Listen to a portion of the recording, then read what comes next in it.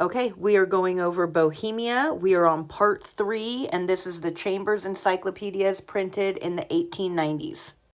In poetry, the Hussite Times produced a few songs, satirical and didactal poems and ballads, among which are a spirited ballad on the Battle of Aussig and the war song of Ziska's Soldiers on the March. Jan Ziska's military arrangements, which still exist in writing, are very remarkable. The Diary of an Embassy from King George to King Louis XI of France, 1464, is of historical rather than literary interest. During the Polish dynasty, 1476 through 1524, John Hessenstinsky wrote Travels in Palestine, 1492. Crazy how it didn't exist, yet in 1492 a man wrote a book about. That's just crazy. And Advice to his son, An Excellent Bohemian, and Nicholas Konax, A Grand Look at the Plant of Justice, the Queen and Lady of All Virtues, under Ferdinand I and Maximilian II, 1526 to 75. The study of the classics was much advanced by the Jesuit Academy established at Prague in 1555. Many of the Jesuits wrote in Bohemian with great success. Sixtus of Ottersford Memoirs of the years 1546 and 47, so fatal to Bohemian freedom and very valuable. But the literary glory of this era is the Chronika Kazetska of V. Hajek of Libostan, 1541, which in style rivals Herodotus, though its historical statements are untrustworthy, and Palacky terms him the corrupter of Bohemian history. So that to me right there sounds like everything he said was true, but they don't want that out, so they're going to discredit him and change it. The time of the emperors Rudolph II and Matthias, 1576 to 1619, or rather of the former, has been termed the golden age of Bohemian literature, although little rises much above mediocrity. But educational arrangements were excellent and probably superior to those of any other country in Europe. The center of literature in Rudolph's time was the printer Adam of Veleslaven. Translations were more abundant than original works. Matthias Grill, 1592, wrote the only good original poem, On the Province and Government of God, of this era. The Travels of Herant, of Polzik in Palestine, Egypt, and Sinai have been translated into German, and the Adventures of Radoslaw of Mitrovitz in Turkey into German, English, and Russian. Of Jerzik Zavada's Schola Elica, Balbinus said that if translated into Latin, it need fear no criticism. The greatest literary man among the brethren was J. Amos Kamenius, the author of The World in Pictures and The Labyrinth of the World. From Ferdinand II, 1619, to Joseph II, 1781, is a period of literary decline, succeeded by slumber. The Jesuits from the school of Ferdinand I gradually died out, and their successors did not study Bohemian, but simply carried on the indiscriminate crusade till 1760 against the native literature, one Jesuit boasting of having himself destroyed 60,000 volumes. And if you don't know, although the Jesuits were Catholics, they were, pretty much all organized religion has been infiltrated by the Blues at some point in time. And people think that it's good, but really, in all reality, all organized religion is utter trash. And I know people are going to get mad, but that's just because the demons inside of you are clawing their way out. They get pissed when I say the truth. Period 3, from Joseph II, 1781 to the present time. We now come to the unexampled resurrection of a dead and buried language and literature. The Abbé Joseph Dabrowski, the father of Slavonic comparative philology,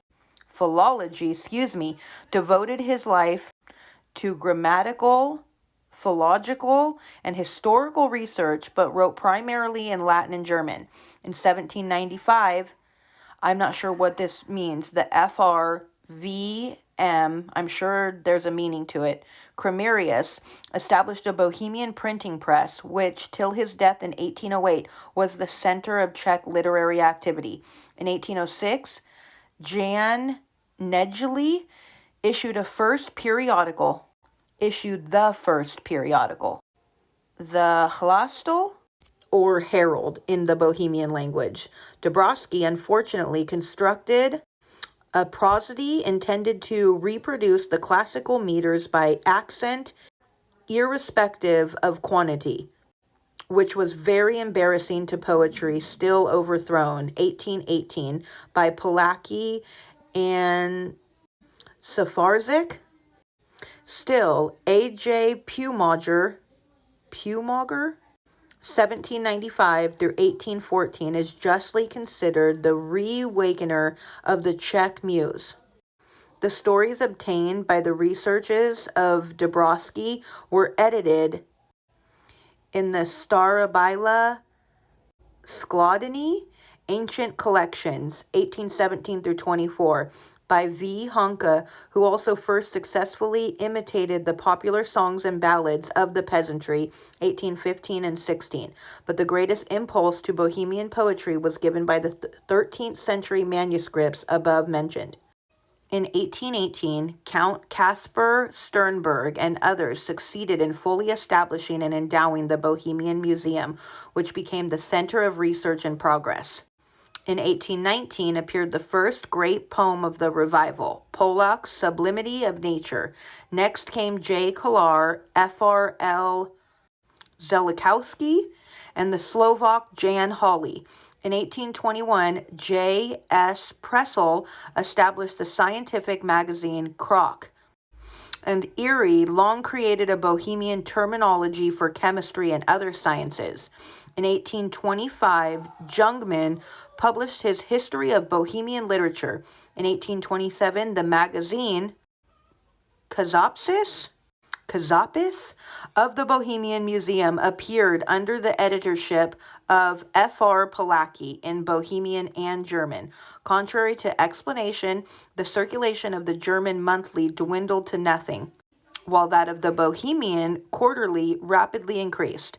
In 1831, the Matisse Kazeka, a by-committee of the museum, was instituted for the republication of old and the publication of new works of value in the Bohemian language. But its aid, J. Jungmann's gigantic Bohemian Dictionary, the work of 30 years, appeared in 5 large volumes, 1835 to 39, and in 1837, Swarzyk's Slavonic Antiquities, the first Bohemian work that obtained a European reputation.